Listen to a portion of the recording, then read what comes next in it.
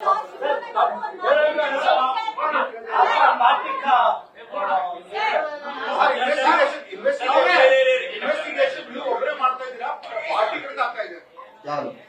ನೋಡಿ ಒಂದು ಸಲ ಅದೇ ಬಹಳ ಸ್ಪಷ್ಟೀಕರಣ ಮಾಡ್ತಿದ್ದೀನಿ. ಇಲ್ಲಿ ಏನಾಗಿದೆ ಗೊತ್ತಾ, ಇಲ್ಲಿಗ ದೇವರಾಜೇಗೌಡ ಒಬ್ಬನೇ ಟಾರ್ಗೆಟ್ ಇಲ್ಲಿ ಎಲ್ಲರೂ ಪಾರ್ಟಿ ಅಲ್ಲ, ಇಲ್ಲಿ ಪಾರ್ಟಿ ಅಲ್ಲ, ಎಲ್ಲ ಸುತ್ತಿದ ಎಲ್ಲರೂ ಹೋಗಿ ದೇವರಾಜೇಗೌಡ ಕಟ್ಟ ಹಾಕಿದ್ರೆ ಈ ಪೆನ್ ಡ್ರೈವ್ ಕೇಸ್ ಸಮಾಪ್ತಿ ಆಗ್ತದೆ.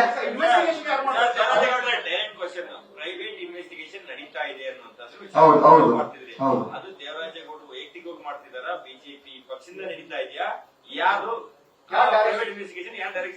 ಈಗ ಅದನ್ನ ಯಾವ ಪಾರ್ಟಿ ಮಾಡ್ತಾ ಇಲ್ಲ, ನಾನೇ ಮಾಡಿಸ್ತಾರೆ. ಯಾಕಂದ್ರೆ ನನ್ನ ರಕ್ಷಣೆ ಆಗ್ಬೇಕಲ್ಲ, ಈಗ ಅಲ್ಲಿ ಕಾನೂನು ಚೌಕಟ್ಟೆಲ್ಲ ರಕ್ಷಣೆ ಆಗ್ಬೇಕಲ್ಲ ನನ್ನಲ್ಲಿ. ಹಾಗಾಗಿ ನನ್ನ ರಕ್ಷಣೆಗಾಗಿ ನಮ್ಮ ವಕೀಲ ಸಮೂಹಕ್ಕೆ ಅಗೌರವ ಆಗಬಾರ್ದಲ್ಲ. ಈಗ ನಾನೊಬ್ಬ ಮಾಮೂಲಿ ಕಾಮನ್ ಮ್ಯಾನ್ ಅಲ್ಲ, ನಾನೊಬ್ಬ ವಕೀಲ ಕೋರ್ಟ್ ಆಗಿರೋಂಥದ್ದು. ನನ್ನ ಕಕ್ಷಿದಾರ ನಡುವೆ ನಡೆದಂತ ಒಂದು ಸಂದರ್ಭ ಇದು. ನಾನು ಮಾಮೂಲಿ ಯಾವ್ದು ಬೇರೆ ಪ್ರೈವೇಟ್ ಕೇಸ್ ತಗೊಂಡು ಬೇರೆ ವಿಚಾರ ಅಲ್ಲಿ, ನಾನು ವಕೀಲರ ತಗೊಂಡ್ರಿಂದ ನಾನೊಂದು ತಪ್ಪು ಮಾಡಿದ್ರೆ ಇಡೀ ವಕೀಲ ಸಮೂಹಕ್ಕೆ ಕೆಟ್ಟದ್ದು ಬರ್ತಾರೆ. ಹಾಗಾಗಿ ನನಗೆ ಸತ್ಯಾಸತ್ಯತೆ ಹೊರಬರ್ಬೇಕಂದ್ರೆ ನಾನು ಸ್ವಂತ ಖರ್ಚಿನ ಮಾಡ್ತಾ ಇದ್ದೀನಿ. ನನಗೆ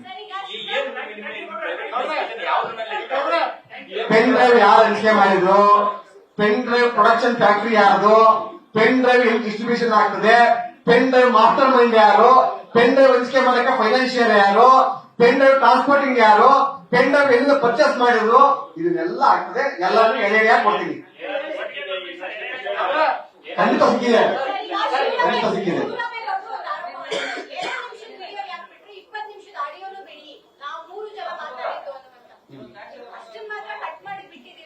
ನಾನು ಹೇಳಿದ್ನಲ್ಲ ಸಿಸ್ಟರ್, ನಿಮ್ಗೆ ಹೇಳಿದ್ನಲ್ಲ, ನಾನು ಇದರಲ್ಲಿ ವಿಧಾನಸೌಧ ಮತ್ತು ಹೈಕೋರ್ಟ್ ಮಧ್ಯ ನಾವು ನ್ಯಾಯಾಂಗದ ವ್ಯವಸ್ಥೆಯಲ್ಲಿದ್ದೀವಿ, ನೀವು ಶಾಸಕಾಂಗ ವ್ಯವಸ್ಥೆಯಲ್ಲಿದ್ದೀವಿ.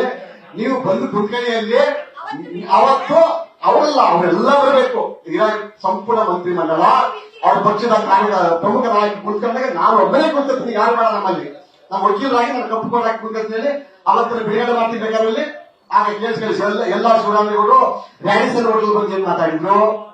ಮತ್ತೆ MG ರೋಡ್ ಬಟ್ಟೆ ಅಂಗಡಿಯಲ್ಲಿ ಅದ್ಯಾವುದೋ ಒಂದು ಮೆಟ್ರೋ ಸ್ಟೇಷನ್ ಇರೋ ಬಟ್ಟೆ ಅಂಗಡಿ ಮೇಲೆ ಮಾಡಿದ್ರೆ ಕರ್ಸಿ ಮಾತಾಡಿದ್ರು ನನ್ನ ಹತ್ರ ಎಲ್ಲ ಸುಧಾರಣೆಗಳು. ಆಮೇಲೆ ಇಡೀ ಒಂದು ನಿಮಿಷ ಎಲ್ಲ ಬೇಕು, ನಾನು ಹೇಳ್ಕೊಂಡು ಟೋಟಲಿ 2 ಗಂಟೆ 35 ನಿಮಿಷ ಆಡಿಯೋ ಯಾಕೆ ಅಂತಂದ್ರೆ ನಾನು ಯಾವತ್ತು ಗರೀತಿನ ಕೆಲಸ ಮಾಡಿಲ್ಲ, ನಾನು ಭಿಕ್ಷಕನೂ ಅಲ್ಲ. ಅಲ್ಲಿ ಭಿಕ್ಷೆ ದುಡ್ಡಿಗೆ ಬಂದಿದ್ದ ಅಂತ ಹೇಳ್ತಾರೆ ಎಲ್ಲ ಸುಧಾರಣೆಗಳು.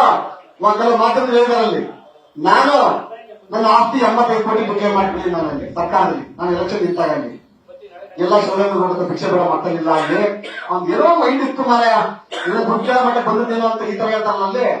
ನನ್ನ ನಾಲಿಗೆ ಒಂದೇ, ನನ್ನ ತಾಯಿ ಕಲಿಸಿರೋದು ಸತ್ಯದ ದಾರಿಯಲ್ಲಿ ನೀಡಿ. ಅಕಸ್ಮಾತ್ ನಿಮಗೆ ಸತ್ಯದಲ್ಲಿ ನೋವಾದ್ರೂ ಕೂಡ ನೀನು ಮುಂದೆ ಹೋಗಬೇಡ, ನೀನಲ್ಲಿ ಆ ಸುಳ್ಳಿನ ದಾರಿಯಲ್ಲಿ ಹೋಗಿ ಯಶಸ್ಸು ಕಾಣಬೇಡ ಅಂತ ನನ್ನ ತಾಯಿ ಹೇಳ್ಕೊಟ್ಟಿದ್ದಾರೆ. ನನ್ನ ತತ್ವ ಸಿದ್ಧಾಂತ, ನನ್ನ ಧರ್ಮ, ಅದು ನನ್ನ ವೃತ್ತಿ ಧರ್ಮ. ಹಾಗಾಗಿ ನಾನು ಪೂಜ್ಯ ಭಾವನೆಯಿಂದ ಎಲ್ಲ ಹೆಣ್ಮಕ್ಳನ್ನು ನೋಡಿ ನಾವಲ್ಲಿ ಅಂತ ಹೆಣ್ಮಕ್ಳ ಶೀಲವನ್ನು ತಂದು ಪ್ರೊಡಕ್ಷನ್ ಫ್ಯಾಕ್ಟರಿ ಮಾಡಿ ಅದನ್ನ ಸುಮಾರು ಸಾವಿರಾರು ಬೆಂಗಳೂರುಗಳನ್ನ ಮಾಡಿ ಹಂಚಿಕೆ ಮಾಡಿದ ಮಹಾನುಭಾವರು ಯಾರು ಅಂತೇಳಿ ವೆರಿ ಶಾರ್ಟ್ ತಮ್ಮ ಮುಂದೆ ಪತ್ರದಲ್ಲಿ ಧನ್ಯವಾದ. ನ್ಯೂಸ್ ಫಸ್ಟ್ ನಿರ್ಭೀತಿಯಿಂದ ನಿಮ್ಮ ಪರವಾಗಿ.